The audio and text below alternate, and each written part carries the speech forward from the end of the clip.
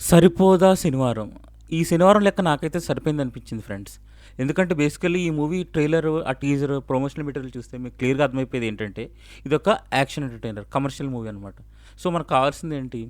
కథ పాతదే అయినా, హీరో కొంతమంది ప్రజలకు అండగా నిలబడే విజిలాంటి థీమ్ అయినా గానీ, కథ మనకు తెలిసిన కథ అయినా గానీ, దాన్ని ఎలా చూపిస్తున్నారనేదే పాయింట్. నాకైతే ఫస్ట్ నుంచి లాస్ట్ వరకు ఎంగేజింగ్‌గానే చూపించారనిపించింది. రొటీన్ పాత సినిమాలో ఉన్న కథనే తీసుకెళ్లే విధానం ఎలా ఉంటదంటే, నెక్స్ట్ ఏమవుతదిరా అని ఇంట్రెస్టింగ్‌గా ఉంటదనమాట. దానికి తోడు మనకి 'జేఎక్స్‌పీజే' అద్భుతమైన బీజీఎం తోడైందండి.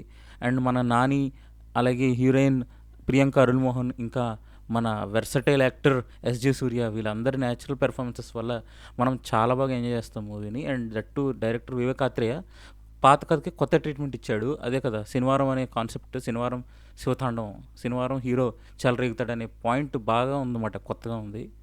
కానీ మైనస్ పాయింట్లు ఏంటంటే కొంచెం అక్కడక్కడ లెంత్ ఎక్కువైంది. మొత్తం క్యారెక్టర్ ఇంట్రడక్షన్స్‌కే ఫస్ట్ హాఫ్ వాడుకొని మెయిన్ కథని ఇంటర్వెల్ నుంచే స్టార్ట్ చేశారు. కొంచెం ముందే స్టార్ట్ చేసి డెఫినెట్లీ మూవీని ఒక 15 మినిట్స్ మనం కట్ చేసి 2½ అవర్స్‌లో ఎండ్ చేయొచ్చు.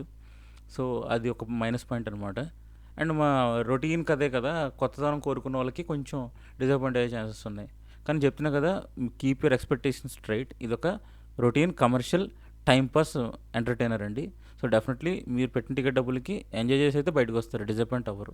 దట్టు సాంగ్స్ బాగున్నాయి, మ్యూజిక్ బాగుంది, అండ్ బీజిఎం వల్లే మూవీ బాగా ఎలివేట్ అయిందని చెప్పాలి. జేఎక్స్ విజయ్ ఈ మూవీకి నెక్స్ట్ హీరో నానిగారి తర్వాత.